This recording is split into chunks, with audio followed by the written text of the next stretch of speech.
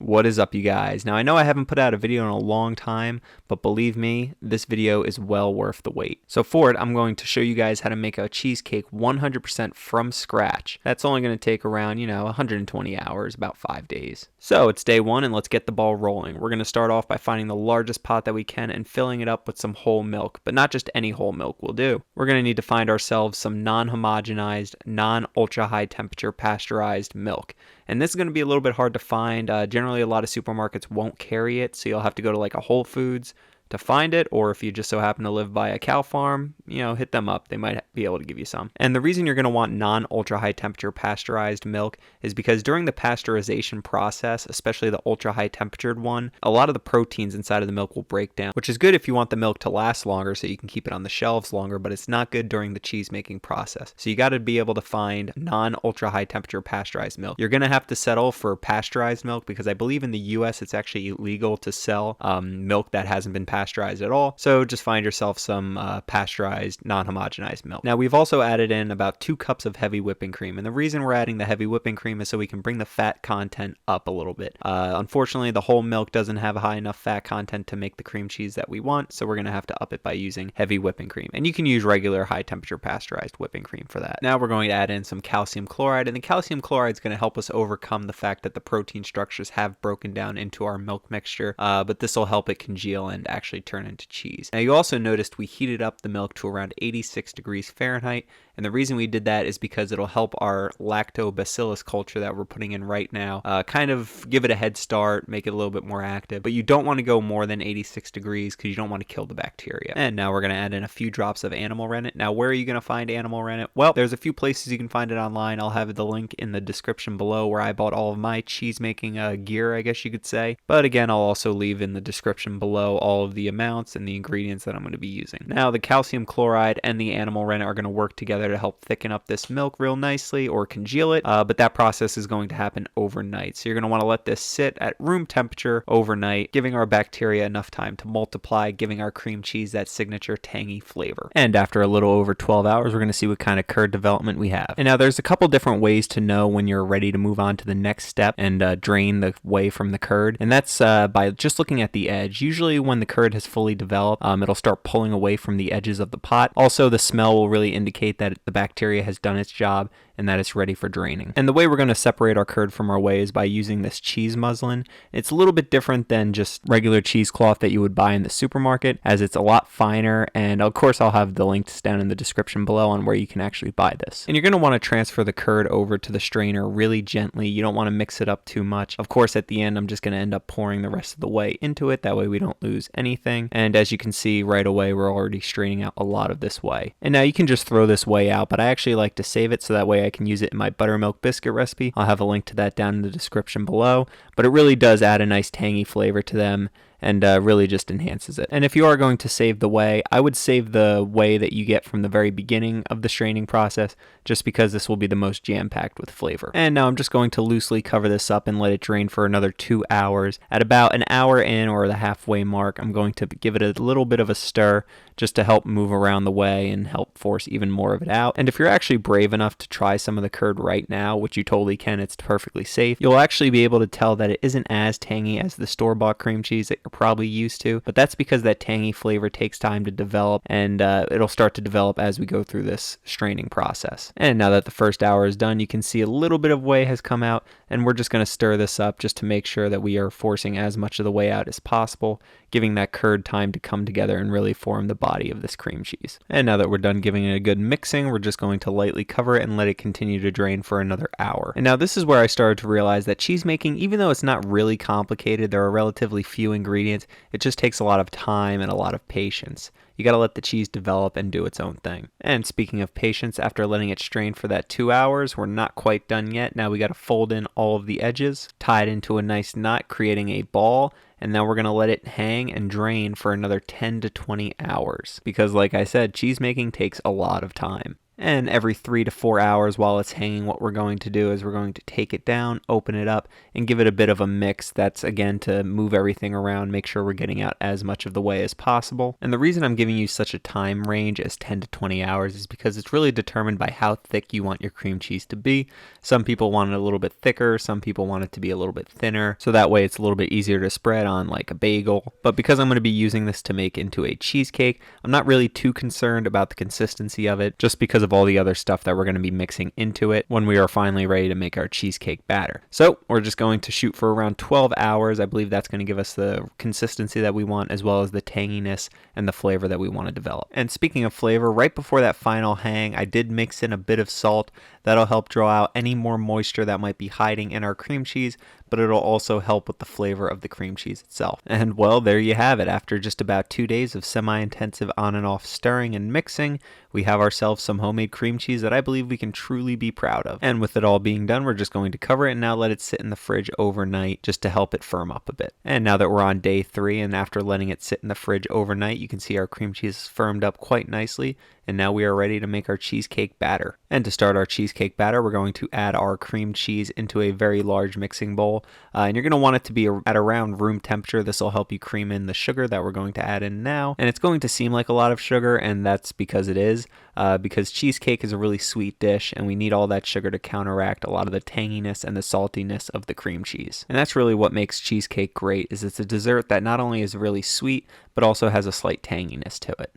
So that's why we're going to want to really make sure our sugar is creamed in nicely, spend a good amount of time doing this, make sure it's all mixed in really well, and definitely scrape the sides of the bowl because a lot of that cream cheese likes to hide out and not get fully mixed in with the sugar. And now we're going to add in some heavy cream, and again, this is why I wanted the cream cheese to be a little bit more on the firm side, just because of all the liquid that we're going to be adding into it. And just like what we did with the sugar, we're going to want to make sure our heavy cream is well mixed in, scraping down the edges of the bowl constantly to make sure nothing's hiding out and everything is getting mixed together well. And at this point in the mixing process, you shouldn't notice any clumps. Everything should be nice and smooth and mixed well together. And now we're going to add in our eggs, and we're going to add them in one at a time. And we want our eggs to be room temperature, or at least as close to room temperature as possible. Again, room temperature eggs are going to mix in a lot quicker and easier than cold eggs right out of the fridge. And we're going to mix in our eggs again one at a time just to make sure they're all well incorporated and one gets mixed in thoroughly and all the way before we add in another one. And while you're mixing your eggs in, you want to be cautious not to overbeat your batter. You want to beat enough air into it that it'll be fairly fluffy, but if you beat too much into it when it bakes, that's how you'll get cracking or it'll puff up too much. That's why while I'm using the beaters, I'm really only just using them to mix the eggs in. Once I'm done mixing the eggs in, I stop, add another egg, give it a nice mix with my own hand spatula, and then I'll go back at it with the beaters. And the way I can tell that I've beaten enough air into it is as I'm going around, you'll see these nice fluffy waves forming. They won't be like whipped cream waves where they'll be ultra fluffy, but they'll be fairly smooth. And now that we're done getting the base of our cheesecake batter done, I'm going to put it off to the side, and now we're going to move on to the flavorings. So to flavor this, I'm really going with the classic vanilla New York style kind of cheesecake flavor. And now I know I've said this a million times in my previous videos, but if you're going to spend the time and especially the money on making a cheesecake like this, spend the extra few dollars and get yourself a real vanilla bean. Because if you haven't actually had the pleasure of experiencing what a real vanilla bean tastes like, it truly hits different. So don't even bother trying to use that fake vanilla extract stuff in a bottle. Just spend the extra money on the true vanilla bean. And the way I like to cut open my vanilla bean and scrape out the pods is I like to snip the ends off and then just cut a giant trench down the middle. And then I'll use either the back of the knife or just the sharp side of the knife, and I'll scrape out all the vanilla pods. And now once all the vanilla pods are scraped out, I'm going to throw it in the batter, give it a quick mix. Again, I don't want to over mix this, so I'm just going to mix it until it's combined. And now for my other flavor, I'm going to do the rind of one large lemon. And the reason I'm adding in some lemon flavor here is because a cheesecake is really rich and dense, and so I believe a little citrus flavor will help brighten up the overall taste. And that's the reason why I only added one vanilla bean to this, and that's just because I do want that citrus flavor to come out. If you really just want a true vanilla cheesecake, I would add 2 vanilla beans into this because it is such a large cheesecake. And again, I'm just going to be careful not to overbeat this while I add my final ingredient, which is going to be a little bit of cornstarch. Some recipes call for flour. I just like to use cornstarch because it's worked for me, and if it ain't broke, don't fix it. And now here's another little pro tip. I'm actually going to put the vanilla bean in the batter and let it sit, because I'm going to let this rest overnight. And now there are two reasons why I'm going to let it rest overnight. One is it's going to develop a deeper, more intense flavor, because as the cheesecake rests, those flavors will have time to develop. And don't worry, I will take out the vanilla bean before I actually bake it. And the other reason I like to let it rest overnight is because as it rests, if you did beat too much air into it, it'll just give the batter time to settle.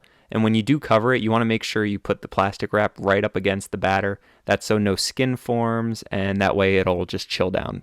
And while we have that chilling down in the fridge overnight, we're going to move on and start making our graham cracker crust. And to be honest, if you've spent the last 3 days to get up to this point, just make the graham crackers by hand. I promise you they will taste better than anything you can buy in the store, and I'll have the link to my recipe down in the description below. But it's really simple, just a little bit of whole wheat flour, a little bit of regular all-purpose flour, some cinnamon, some dark brown sugar, and of course some honey. And speaking of honey, I'm going to get together my wet ingredients, which is going to consist of 1 egg, a little bit of milk, and some oil. And while I'm going to be mixing this all up, I just wanted to remind you guys, make sure you like, comment, and subscribe, and let me know if you like these longer format videos. I know it's been a while since I've posted one, but that's because obviously this 20+ minute long video took a bit of time to make. And now back to the graham cracker making. And as you can see, I'm using a food scale. Now, I used a food scale for all of my other measurements as well. If you guys don't have a food scale, I highly suggest you get one. It'll make your baking a whole lot better, and it'll actually make it a whole lot easier as well. When you're measuring out things with volume measurements, such as cups, teaspoons,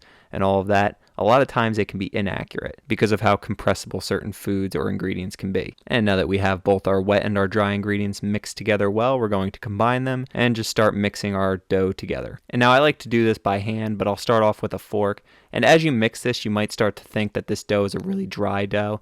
And while it is, everything should come together in the end, especially if you're using my weight measurements that I provide. And you definitely want to make sure you get all of that honey out of your cup or your bowl, because there will be some stickage. And I am going to spend a good bit of time kneading this together, making sure all of the dough becomes well hydrated. And if you're still concerned about it being a little too dry, don't worry too much, because we are going to be wrapping this up and putting it in the fridge. And whole wheat flour does take a bit longer to hydrate than regular all-purpose flour. So while it's sitting in the fridge for either overnight or at least for a few hours to firm up, it'll become nice and hydrated, so you won't have any dry spots. And just to make our dough a little bit more human, we're going to add a bit of a smiley face, because a happy dough always makes a better cookie. And after you've let it rest either overnight or at least for a few hours to firm up, you're going to want to start rolling it out onto a well-floured surface. And make sure your surface is well-floured, because this can be a little bit sticky and it can stick to your surface you're rolling it out on. But now that we have it rolled out into a nice thin sheet, we're going to start by cutting it up into our squares.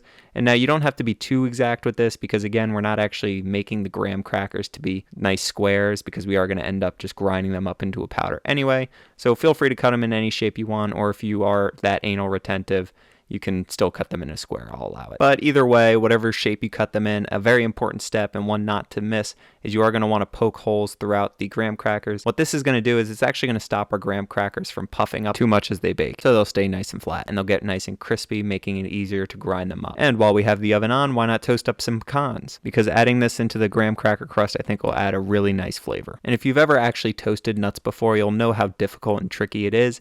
Like if you put them in the oven and walk away, they will burn on you. Obviously, I burned a few there, but I'll just pick out the good ones and throw away the bad ones. But now that our nuts are nice and toasty, I'm going to grind them up into a nice fine powder, which I'm going to add into our graham cracker crust. And now I did say I would grind it up into a fine powder, but really I'm going to leave it more on the chunky side, just because I do kind of like those little pieces of pecans within the crust. And now that we have our pecans nicely grinded down, we're going to grind down our graham crackers that we took all of that time to make. And if you've stayed with me up until this point, just keep on pressing forward, because it will be well worth it in the end, I promise. But now that we have all of our graham crackers nicely ground down into a fine powder, I'm just going to give it a quick hand mix. And of course, pulling out any super large chunks to snack on along the way is perfectly acceptable. And now I'm just going to add a bit of unsalted melted butter here, just so I can bring it all together into almost like a wet sand kind of consistency. And as you saw there, I did add a bit of honey, just because the sweetness wasn't exactly where I wanted it. I wanted it to be a little bit sweeter than what it was. And I'm just going to do a quick test to make sure I have enough butter in the actual crust. So I squeeze it into a ball and I see if it stays and keeps its shape. If it does, then we're ready to move on. But before I start forming my crust into the bottom of this cake pan, I'm going to line the sides and the bottom of it with some parchment paper. This will make it extremely easy to take out in the end. And believe me, after all this work, you want it to come out really easy. And I like just by pressing it down with a cup. You can use your hand hands, but you want to make sure it's pressed down nice and firmly. That way it is a solid piece. And I will throw this in the oven at about 350 for around 10 minutes just to set the crust. And here we are on our final day. And just to let you guys know, I did put the crust in the fridge so that way it cooled down completely. And now you could just bake your cheesecake, but I'm going to make it a little bit fancier by making a berry rum sauce that I can put on top and serve with the cheesecake, because you know your boy is just that fancy. And of course all the amounts and the ingredients will be listed down below. But this is just a very simple berry sauce. I'm just going to add some sugar to some berries, mash them up a little bit, let them macerate. That means we're going to have the sugars pull out the natural juices, add a little bit of cornstarch just for texture, and now I'm going to bring it to a rolling boil. And really all I'm doing is I'm cooking off all of the water while melting the sugar. That way it can thicken up into a nice thick sauce. And of course it won't be a rum berry sauce without a bit of the captain in there. So I'm just going to eyeball it. And yeah, that looks pretty good to me. And boy, is she now looking thick. And now that we've reached a nice thick consistency, I'm just going to put it into another bowl just to stop it from cooking, cover it, and let it sit in the fridge so that way it gels up and firms up. And now on to the actual baking of the cheesecake. So here I am taking out the cheesecake batter that we made the day before, giving it a nice little mixing, just making sure everything's combined. Oh, and definitely don't forget to take out that vanilla bean if you put it in there. And now you do want your cheesecake batter to come back to room temperature before you do the baking.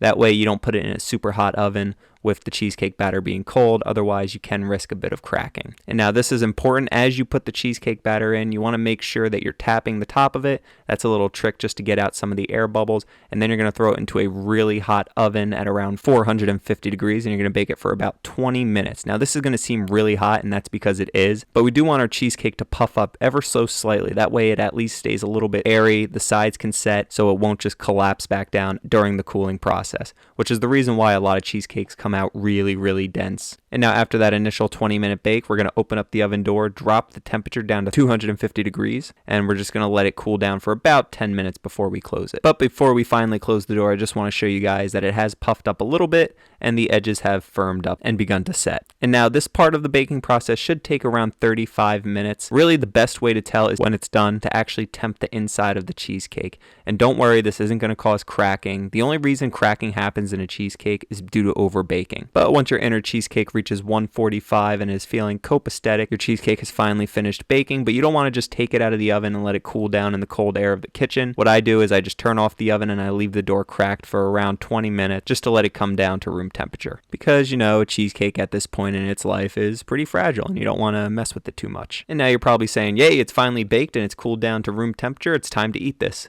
No. Sorry, we do not eat warm cheesecake in this family, nor will I ever. So before I top it, I'm just going to wrap it in some plastic wrap and let it chill in the fridge overnight, just to make sure it gets nice and cold. Oh yeah, and be careful with the top, because if you get the plastic wrap on the top of the cheesecake, it might stick a bit. I mean, not that I'm too concerned with that to begin with, because I am going to be topping it with that berry rum sauce. But finally, after 120 plus hours, over 5 days of making this cheesecake, we can finally open her up, top it, and then hopefully even try it. And you're going to want to do this step as carefully as you can, not necessarily because the cheesecake is as fragile as it was, but because, well, now's not the time to live dangerously. And now that our cheesecake is out of the cake tin, we're going to move it off to the side and start working on our toppings. And as far as our toppings, as you know, we have that berry rum sauce, but I do want to throw in some fresh fruit on top, not just because it'll add some freshness and break up the richness of the cheesecake, but I think it'll also look really good. And as you know, we're all about looking good on this channel. And now that I have our strawberries chopped up, I'm going to put them off to the side, and it's finally time to top our cheesecake. And now I am by no means a food decorator or a food stylist, so I'm just going to throw on our berry rum sauce across the entire top of this, and then sprinkle it with some fresh fruit on top. And I will say, as I'm smoothing this out and pushing it all across the entire cheesecake, I'm just getting lost in the color that this thing is. I mean, it is such a deep red, it's absolutely fantastic. And because we really took the time to cook down our berry sauce, giving it time to not only thicken up, but also gel up, it's kind of giving it this mirror type of effect that looks really cool. It's actually really shiny. And time to sprinkle on some extra blueberries that I had left, and oh, one got away. But now that we've gotten past the one blueberry that escaped, we're going to throw on some raspberries, because why not? And now it is finally done. I'm telling you, after 5 days and all of the effort that we put into this thing, it's time to cut this bitch. And the best way to cut into a cheesecake so that way you get nice clean edges is to actually heat your knife up. Now the way I do this is I like to just pour boiling water into a glass cup, let my knife sit in there, let it warm up, and then go for the cut. And speaking of cutting, if your knife is nice and warm, it should just glide through your cheesecake with no problem. The only difficulty you might have is getting through that crust, but in the end, if you have a sharp knife, it should be no problem. And I mean, oh my god, just look at that knife go through the cheesecake. It looks amazing. And sorry if I seem excited, it's because I am. And now that I'm done with my second cut, what I'm actually going to do is I'm going to use my fingers to try to keep the knife from pulling out all of the crust or just pulling out any of the cheesecake prematurely. That way it comes out nice and clean. And here we go, time for the final reveal. I'm just trying to nudge it out as gently and as carefully as possible, and there we go. Oh my gosh, is she thick. And now if you actually want to go through the time in plating this, you could put it on a plate. What I like to do is I like to add a little bit of the berry rum sauce off to the side with a little bit more fresh fruit. And I mean, after 118-ish hours, this thing is looking amazing. I like to dop it with a bit of homemade whipped cream because why not flex on your boys just a little bit more with your magnum opus dessert? And it's finally time to officially try it. And I will say this did taste absolutely amazing. Not only does it taste great, but it also looks really good too. And because we used those actual vanilla bean pods, you see those little black specks in there, and that really just shows you how handmade and homemade it is. And with that rich and creamy flavor of the cheesecake with a little bit of that citrus from the lemon zest that we added in, the taste is truly out of this world. I mean, holy shit, I gotta go in for another bite. And now the big question is, was it worth it? Was 5 days worth of cooking worth the final product? And I will say it absolutely 100% was. Not only do you have an amazingly tasty cheesecake, but if you can share that with the people you love, friends, family, then yes, it was totally worth it. And hey, now you know how to make cream cheese. But anyway, thank you guys so much for watching, especially if you've made it to this point in the video. And please like, comment, and subscribe. Tell me down below if you like these longer formatted videos. They definitely take a lot more time, but I feel like they're really rewarding and worth it. And you guys can also follow me on Instagram and Facebook. I'll have the links down in the description below. There you can see a behind the scenes look at my recipe development process. And anyway, again, thank you guys so much for watching, and peace.